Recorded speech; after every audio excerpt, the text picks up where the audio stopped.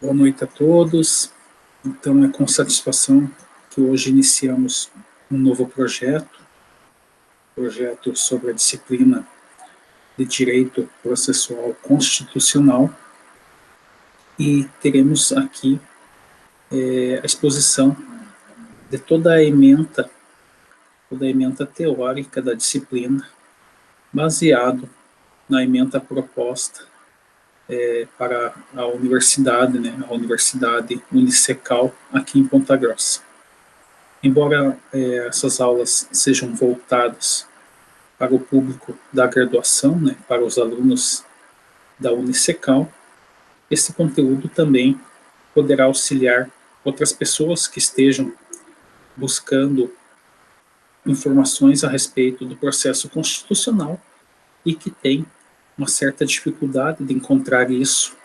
É uma matéria, uma disciplina inovadora, então poucas faculdades trabalham tal disciplina durante a graduação. Dito isso, então estamos iniciando aqui a nossa primeira aula expositiva.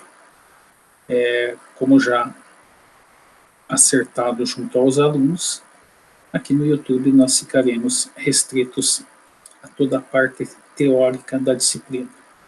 E as discussões, tirada de dúvidas, se darão em tempo síncrono, presencial, junto a eles, dadas as especiais condições desse tempo que estamos vivenciando, a pandemia da Covid-19. Bom, seguindo então a nossa disciplina, eu vou iniciar aqui a apresentação para os senhores do material que eu elaborei.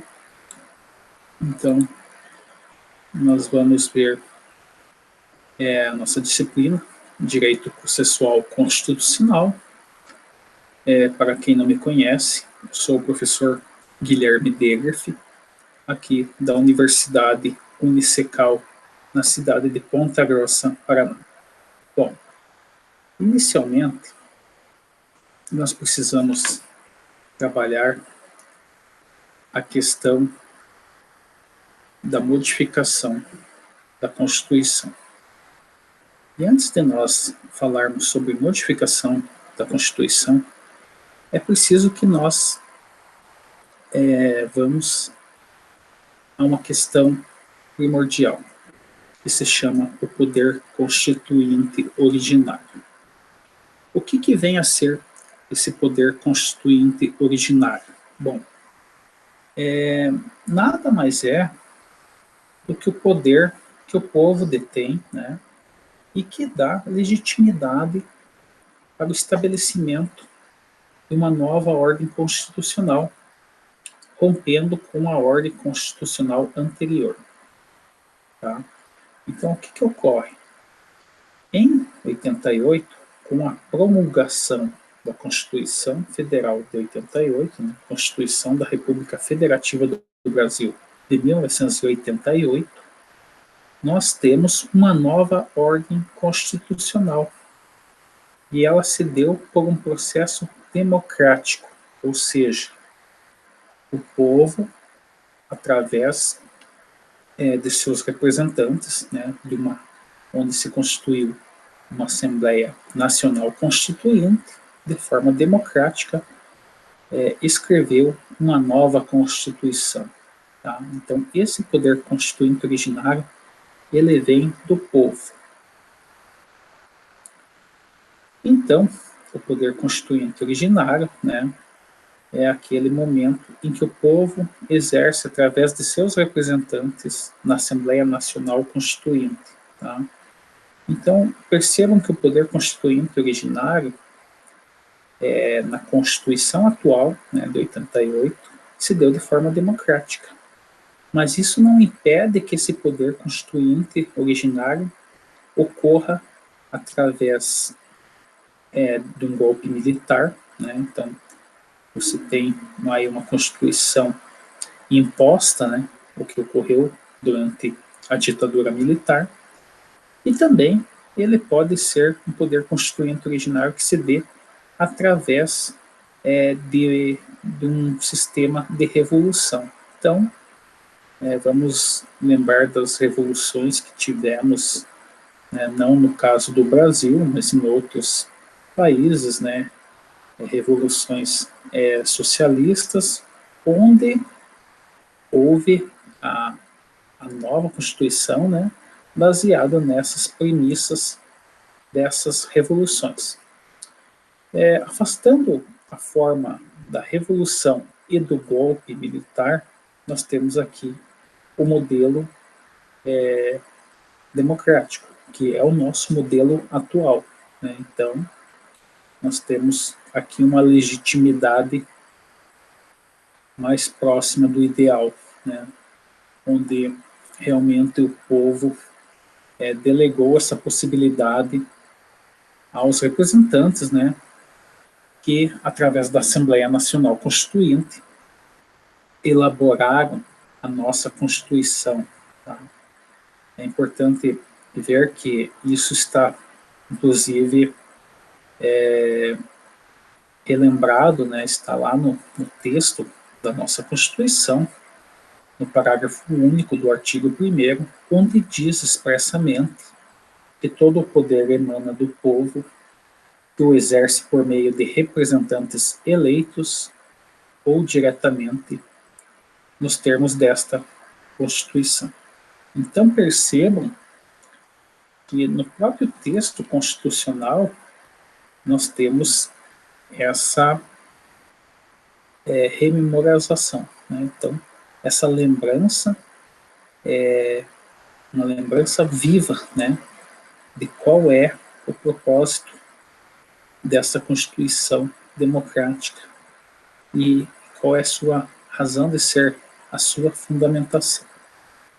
Seguindo aqui, nós vamos ter, posteriormente ao poder constituinte originário, o qual elabora ou impõe a nova Constituição, no caso de constituições decorrentes de revolução ou golpes, né? Nós temos, na sequência, o que é chamado de poder constituinte derivado. Então, o poder constituinte derivado nada mais é do que o poder de modificar uma Constituição, né? E no modelo atual, né, no Brasil, a única forma que nós temos de modificação da Constituição de 88, que está vigente, é através da chamada proposta de emenda constitucional, né, as nossas famosas PECs, né? Na mídia é muito falado, PEC número tal, PEC aquilo, né? O que é uma PEC? Nada mais é uma proposta de emenda constitucional. E essa proposta de emenda constitucional, se ela conseguir aprovação, né, ela for devidamente aprovada, nós vamos ver na sequência aqui o rito para aprovação de uma PEC. Se ao final essa PEC for aprovada, ela deixa de ser uma proposta de emenda constitucional e passa a ser uma emenda constitucional.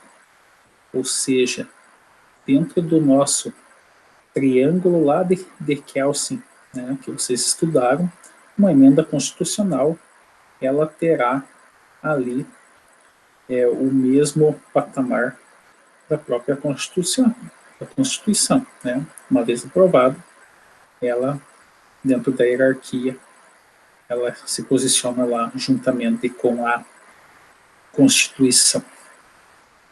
Eu estou um pouco engripado, pessoal. Então talvez tenha um pouco de delay no áudio aí, alguma interrupção da minha voz. Mas vamos seguir aqui. Pois bem. Em consequência do poder constituinte derivado, é preciso que a gente faça a distinção de duas divisões desse poder constituinte derivado. Tá? Então a doutrina vai nos ensinar que eu tenho o poder constituinte derivado reformador, né, que é propriamente o que mais interessa para a disciplina, e é justamente o que a gente falou no slide anterior, que é o poder que permite reformar e modificar as normas constitucionais, né, através da PEC, né, das propostas de emenda constitucionais, que após a sua aprovação são convertidas em emendas constitucionais e passam a integrar o corpo normativo da Constituição Federal. Mas além desse poder constituinte derivado reformador, nós teremos aquilo que a doutrina vai chamar de poder constituinte derivado decorrente, que nada mais é que o poder que a própria Constituição Federal deu aos Estados-membros, né, às nossas unidades federativas. Né? Então, nós estamos aqui no Paraná, é um Estado-membro, São Paulo, assim como o Distrito Federal. Então, a Constituição Federal, ela possibilitou que cada Estado, né, do Distrito Federal elaborassem as suas constituições estaduais. Né? Então, nesse caso, isso aqui é a verificação da possibilidade de auto-organização dos estados. É importante que a gente fale que essa auto-organização ela se dá no âmbito estadual, mas as constituições estaduais elas devem ser, de certa forma, constituições espelhos da Constituição Federal. Não que elas devem ser cópias exatas do texto, mas o texto de uma Constituição estadual não pode ir contra algo que esteja expresso lá na Constituição Federal. Né? Então, é uma delegação para a auto-organização, mas a Constituição estadual, né, a Constituição do Estado do Paraná, a Constituição do Estado de São Paulo, etc., elas não têm soberania. Né? Então, elas têm que observar todos os princípios e normativos da Constituição Federal, né, estarem de acordo com eles, para terem suas validades efetivas. Então, na elaboração das constituições estaduais, elas têm que ter uma concordância com a Constituição Federal, pois embora os Estados-membros possam se auto-organizarem, né, se auto-administrarem, eles não possuem soberania. Por isso que nós somos uma federação. Seguindo aqui tem um quadro resumo da questão de todo o poder constituinte. Tá? Então, resumidamente, nós temos aqui a representação do poder constituinte, né? Então, nós temos a primeira grande ramificação, que é o poder constituinte originário, que tem o poder de criar a nova Constituição Federal. Então, nesse momento aqui do poder originário, quando se cria uma nova Constituição, há uma liberdade ampla de estabelecer os princípios e os valores que essa Constituição buscará estabelecer para esse povo, para essa nação constituída a partir de então. Beleza? Depois que nós temos já uma Constituição posta, a gente se esquece por hora do poder originário. Né? Esse poder originário ele só vai ser relembrado se houver uma ruptura com a estrutura. Né? Então, somente uma grande ruptura, uma grande convulsão social será capaz de reativar um poder originário e gerar uma nova Constituição. Certo? Então, para o objeto do nosso estudo atual, é importante que vocês saibam, né, que existe essa questão do poder originário, mas é algo que não é da pauta do dia a dia, já que a nossa Constituição de 88, embora jovem, ela já tem uma solidificação efetiva e ela tem a sua estabilização já durante mais de 30 anos, né? 32 anos completaram agora em 2020. Seguindo aqui, nós temos daí a ramificação do poder constituinte como poder derivado. E aí a gente vai recordar aqui o que já falamos, o poder derivado reformador, que se dá pelas nossas emendas constitucionais. Já estamos, salvo engano, na emenda constitucional 107, aprovada. Então vejam que após quase 32 anos, já tivemos significativas modificações, né?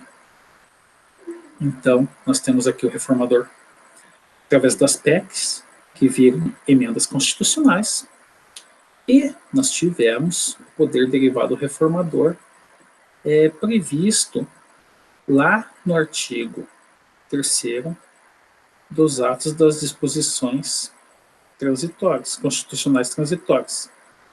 Então, se vocês pegarem a ADCT, no artigo 3º, ela dizia lá que após 5 anos da promulgação da Constituição de 88, ou seja, a partir do ano de 1993, o Congresso Nacional poderia revisar todo o texto constitucional.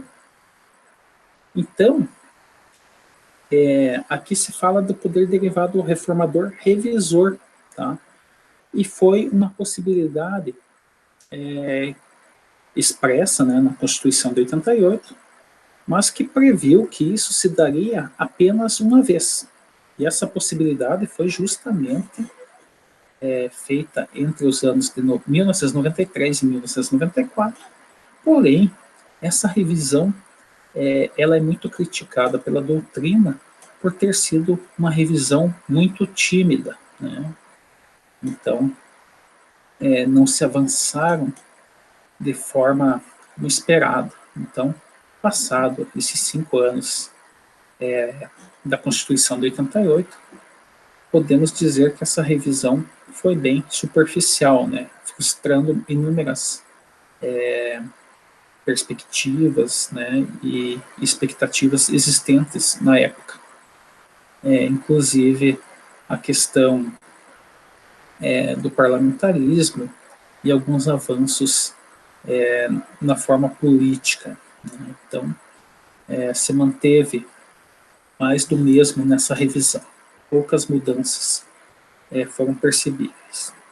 Tá? Então, passado esse momento dos 5 anos posterior à entrada da promulgação da Constituição de 88, esse poder derivado reformador revisor, né, podemos fazer, né, imagine um X aqui, tá? Então ele não pode ocorrer mais. Então o revisor não pode ocorrer mais.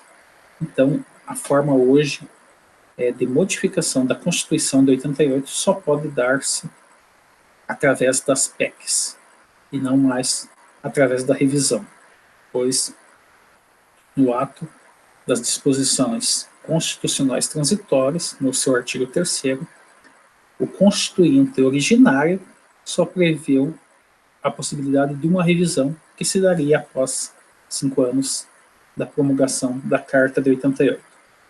Então já passou isso, essa possibilidade está esgotada, então a forma atual de reformar, ou seja, de modificar a nossa Constituição, só pode se dar através de uma PEC, de uma proposta de emenda constitucional, que após aprovada, será convertida em emenda constitucional.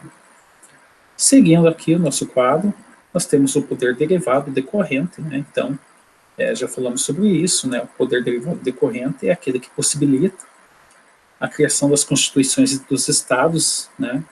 Então, todo estado tem sua constituição e, evidentemente, esse poder decorrente é o mesmo que vai possibilitar a própria reforma da Constituição estadual, né? Então, haverá lá, em decorrência desse poder, as possibilidades também das emendas constitucionais, né, dentro das constituições estaduais, no seu rito próprio, dentro das assembleias legislativas de cada estado. Então, seguindo aqui, ao falar da modificação da Constituição, é preciso que vocês tenham bem presente na mente de vocês que, como eu já falei, somente por proposta de emenda constitucional PEC é possível modificar a nossa Carta Magna.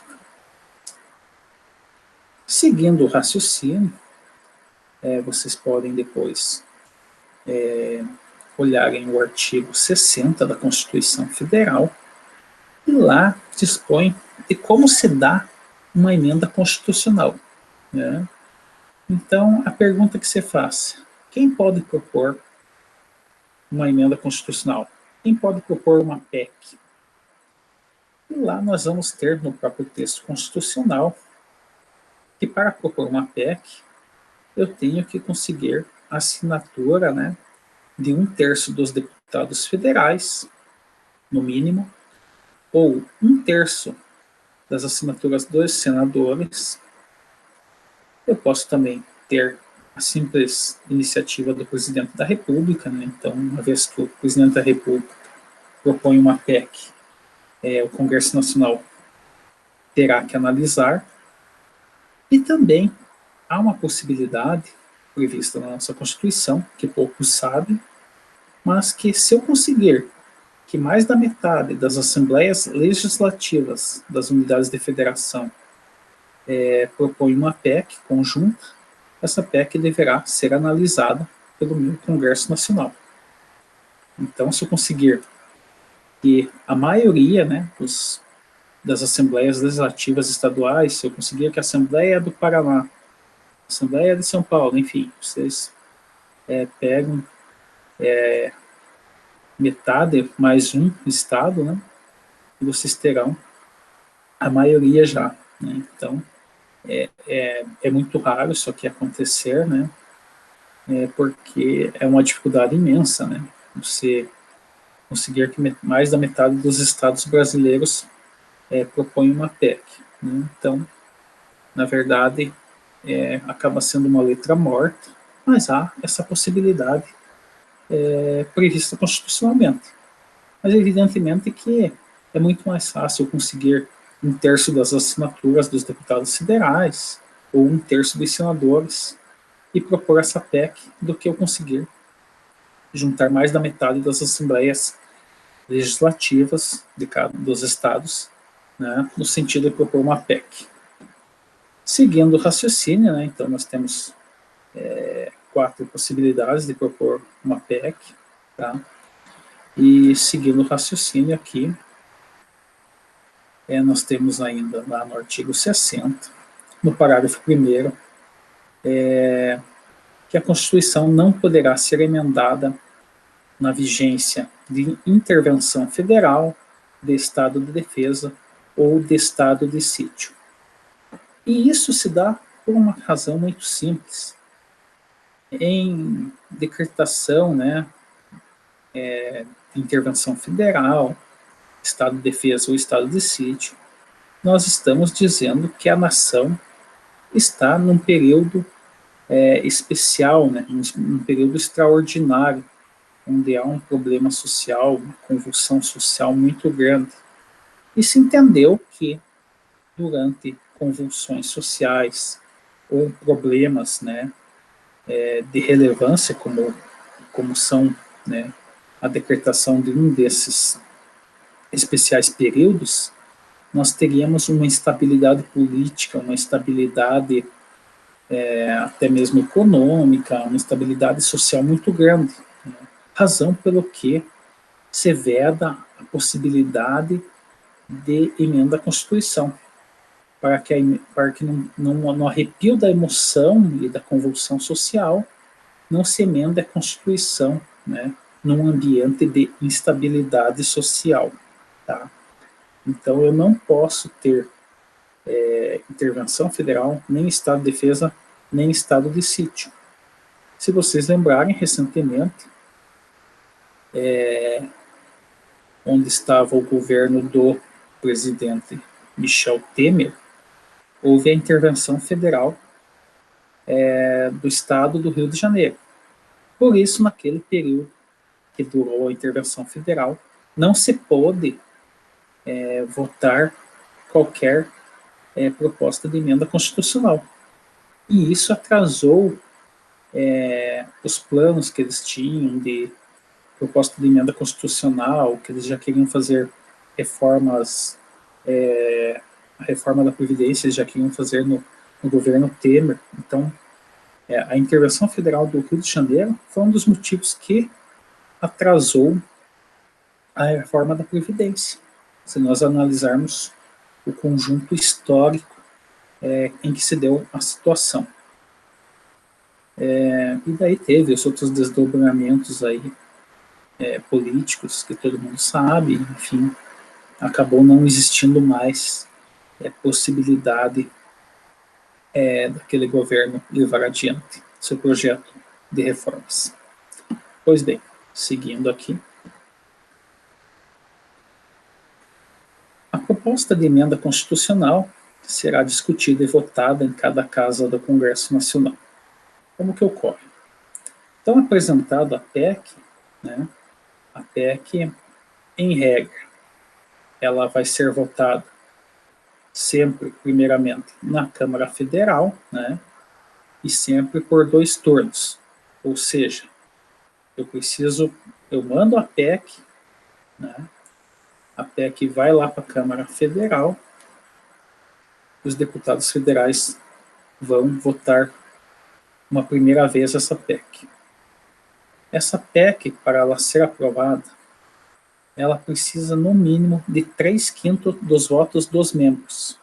Ou seja, ela precisa de 3/5 da totalidade dos deputados existentes. Então, a gente faz uma conta aqui, né? Como nós temos 513 deputados federais, 3/5 da totalidade dos 513 vai dar um número exato de 308 votos. Ou seja, quando se manda uma PEC, a Câmara Federal marca a primeira votação.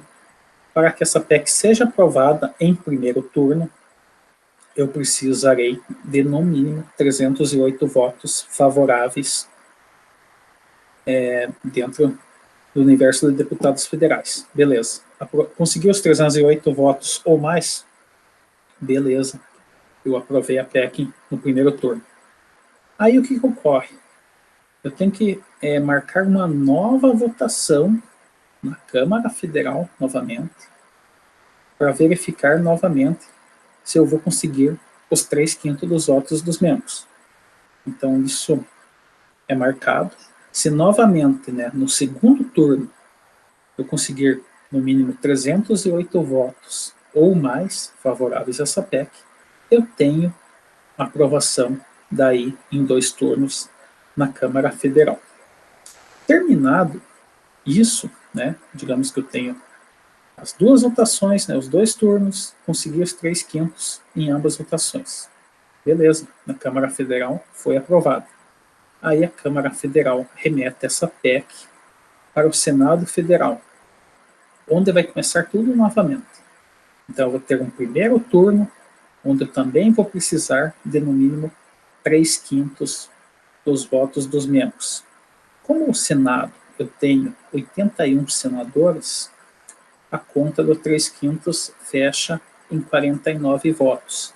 Então, eu tendo no mínimo 49 votos ou mais favoráveis a essa PEC, eu terei aprovação em primeiro turno no Senado Federal. Só que daí, após a aprovação no primeiro turno, tem que se marcar uma segunda votação, né? Então, novamente, a PEC vai à votação. Se nesse segundo turno, novamente, eu conseguir 49 votos ou mais, né, dentro do universo de 81 senadores, eu tenho que conseguir pelo menos 49 votos favoráveis à aprovação da PEC, aí eu terei aprovação no segundo turno. Ou seja, eu tive 4 votações, e nas 4 votações, né, no Congresso Nacional, eu tive que conseguir no mínimo 3/5. Se numa dessas votações eu não conseguir o 3/5, essa PEC ela é prejudicada, ela não é aprovada, né? Então, ela não vai adiante. Agora, se eu conseguir nas 4 votações, no mínimo os 3/5, aí eu tenho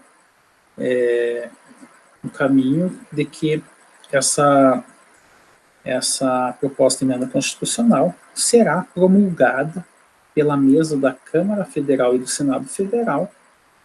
Ela será promulgada e entrará em vigor a partir da sua promulgação.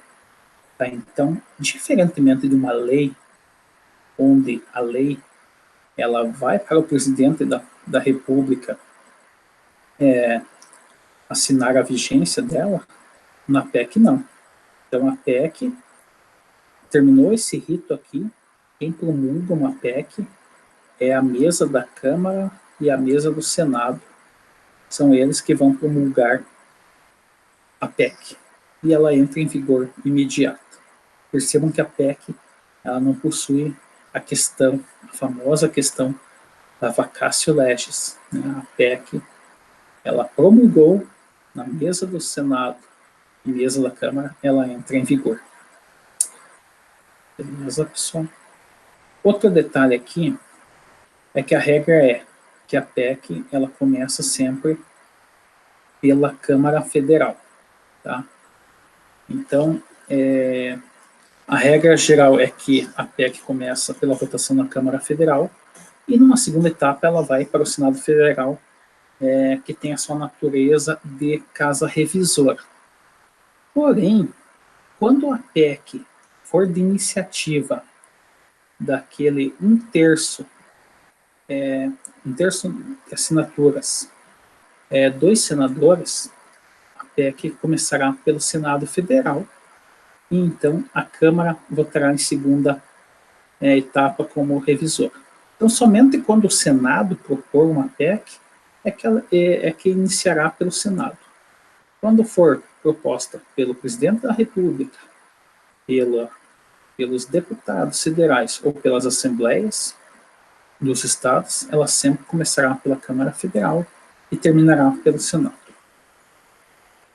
Isso é mais para curiosidade de aprofundamento da disciplina. Mas, seguindo aqui, nós temos que a emenda à Constituição será, ao final, promulgada pelas mesas da Câmara dos Deputados e do Senado Federal. Esse é o processo de encerramento onde uma proposta de emenda constitucional se converte oficialmente em emenda constitucional.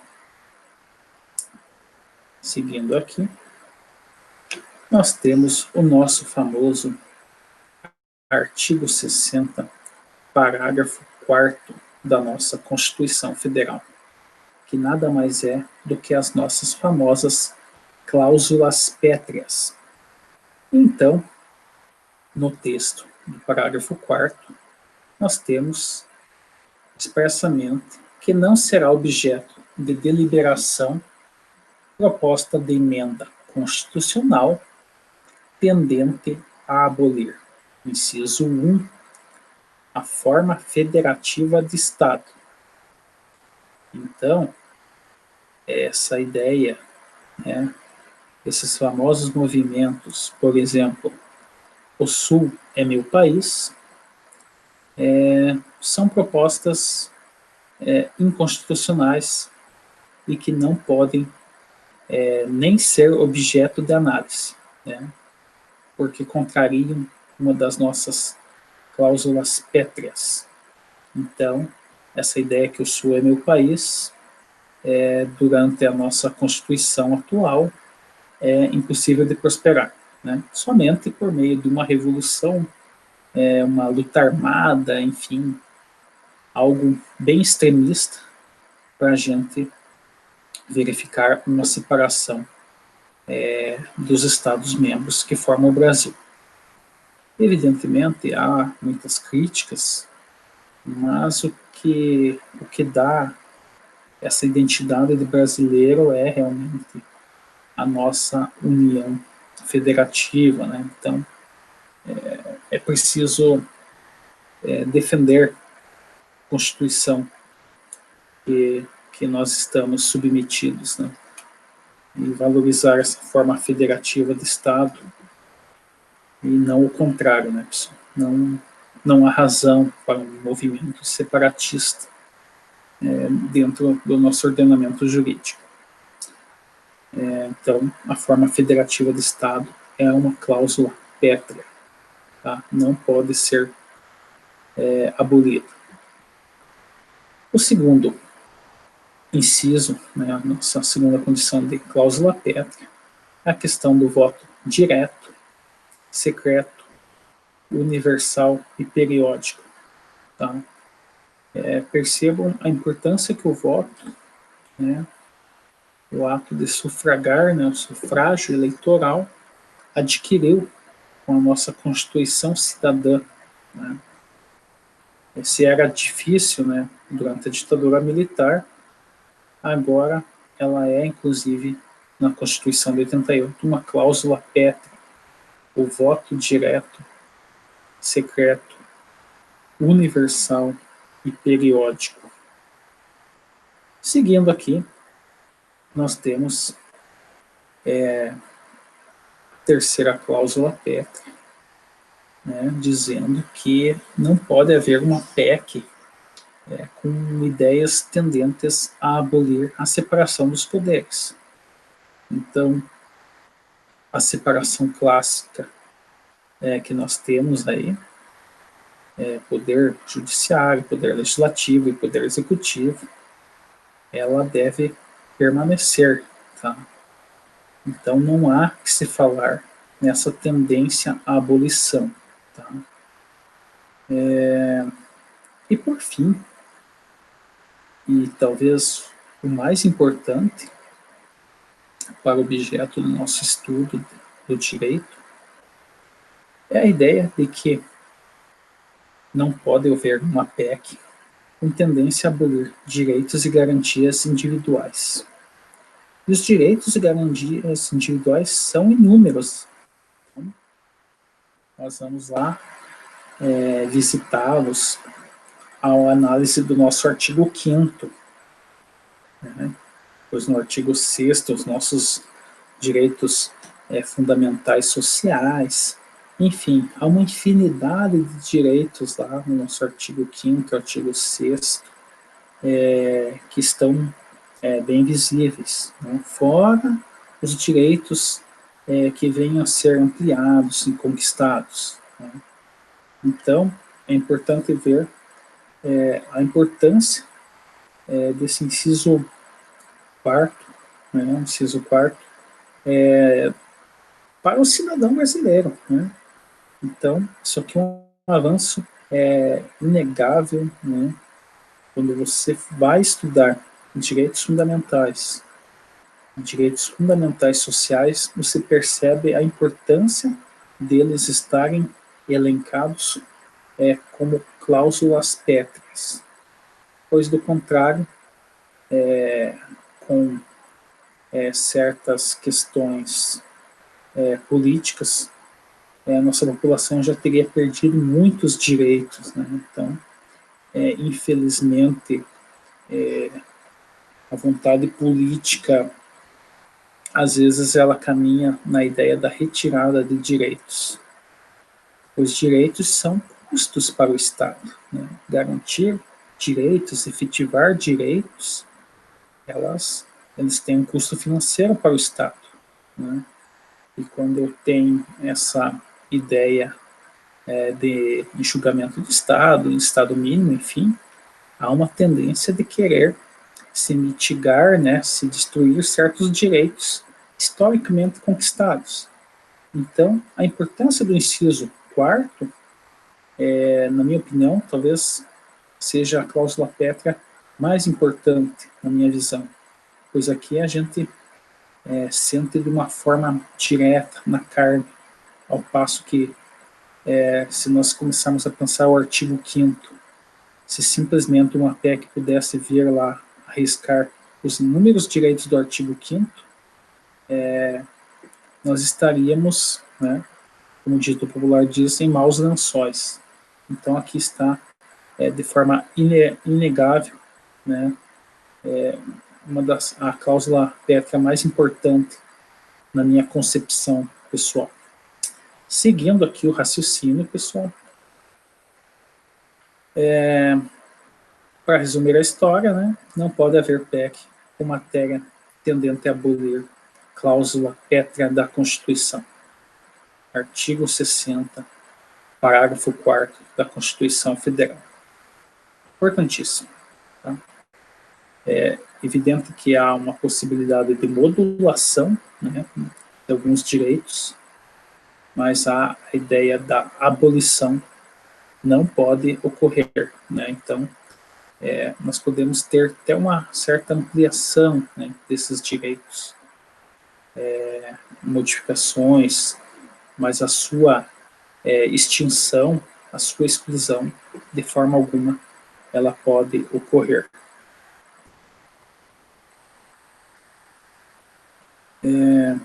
Quase finalizando aqui, pessoal, nós temos lá no artigo 60, parágrafo 5º, a expressão de que a matéria constante de proposta de emenda constitucional, né, rejeitada ou havida por prejudicada, não pode ser objeto de nova proposta na mesma sessão legislativa. Bom, o que é uma sessão legislativa? A sessão legislativa nada mais do que o período em que ocorre os trabalhos, né, no Congresso Nacional. Então, nós temos, por definição,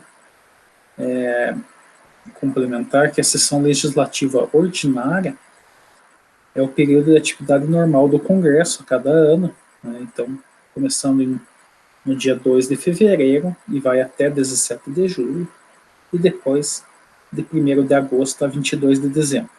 Ou seja, é o nosso ano, né? Vamos estabelecer o nosso ano calendário. Tá? O que o meu artigo 5º está dizendo? Está dizendo nada mais, nada menos que o seguinte. Vamos voltar aqui. A matéria constante proposta emenda rejeitada ou a vida prejudicada não pode ser objeto de nova proposta na mesma sessão legislativa. O que ocorre? Digamos que agora, em 2020, né, seja colocada uma votação, né, uma PEC, vamos dizer, sobre a nova reforma trabalhista. Então, essa PEC vai à votação, e se lá naquele processo que vocês viram lá, de votação de 2 turnos em cada casa, se em alguma dessas votações, né, essas 4 votações, se em alguma delas eu não conseguir os 3/5 para aprovação, tá, essa PEC não vai prosperar, evidentemente não vai se converter em emenda constitucional. O que esse parágrafo aqui está dizendo?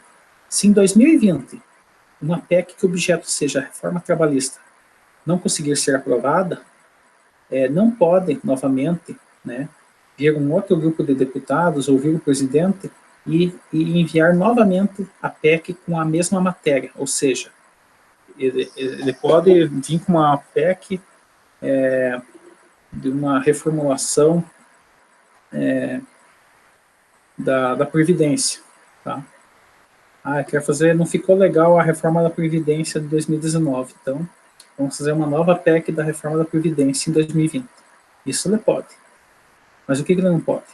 Se ele propor uma reforma trabalhista em 2020 e essa PEC foi votada e não prosperou, em 2020 ela não pode novamente a matéria reforma trabalhista ser trabalhada. Essa PEC sobre reforma trabalhista só pode vir na próxima sessão legislativa, ou seja, no próximo ano. Ou seja, só em 2021 é que novamente pode vir a mesma PEC ou uma PEC com outro número proposta por um outro grupo ou outro grupo político, né, trabalhando essa matéria. Então, isso daqui é para evitar que assuntos importantes, né, porque a PEC são sempre matérias relevantes, e não se fique tentando na insistência a aprovação dessa matéria. Então, se essa matéria foi rejeitada nessa sessão legislativa no ano 2020, em 2020 não se pode mais discutir essa matéria, só em 2021.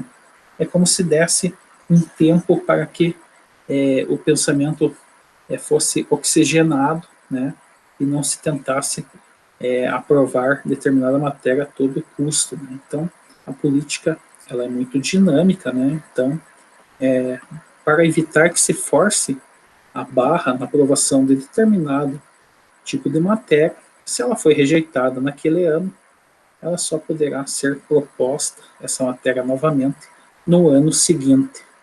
Esse é o sentido de sessão legislativa. Então, sessão legislativa é como se fosse o nosso ano calendário. E o que eles chamam de legislatura é exatamente os 4 anos seguintes à eleição daquele político. Né? Então, o cidadão se elegeu lá deputado federal em 2018, né? Então a legislatura começa no ano seguinte. Se ele se elegeu em 2018, a legislatura será o ano de 2019, 2020, 2021 e 2022. Né? Então, uma legislatura possui 4 sessões legislativas. Mas isso também é só aprofundamento da questão, não tem grande relevância, mas é mais para que vocês saibam alguns termos técnicos utilizados nesse processo legislativo que interessa, em parte, para a nossa disciplina de direito processual constitucional. Dito isso, chegamos ao final dessa nossa primeira aula. Teremos o nosso encontro presencial, onde nós vamos aprofundar algumas questões e iremos tirar dúvidas que tenham surgidas deste material aqui, teórico. Desde já eu agradeço a participação de todos vocês, tá? O que eu gostaria é que vocês depois se inscrevam no canal, tá? Então, eu peço que todos vocês se inscrevam no canal, cliquem lá no sininho para que vocês ativem as notificações e sejam informados, né, das nossas próximas aulas. Então, tentaremos fazer aulas em sequência lógica, para que ao final vocês tenham uma noção clara da importância do processo constitucional, e vocês verão um crescimento de conhecimento. Né? Então, é uma oportunidade, poucas faculdades disponibilizam esse tipo de formação. Né? Então, o processo constitucional ele não é dado ainda, na maioria dos cursos, a relevância que ele tem. Né? Então, evidentemente que a Unicical já tem esse diferencial e percebeu a importância de trabalhar desde logo o processo constitucional e posteriormente vocês vão ter uma disciplina chamada de prática constitucional, onde trabalharão a questão das peças constitucionais propriamente ditas. Né? Então, eu agradeço a todos vocês, né, pela visualização do vídeo e estaremos em breve tendo a nossa segunda aula. Tá? Curtam o nosso canal, nossos vídeos e compartilhem com seus amigos e vamos trabalhando junto aqui o nosso direito processual constitucional. Obrigado a todos e por hora é isso. Em breve estaremos aqui de volta. Até. Até logo, pessoal. Forte abraço.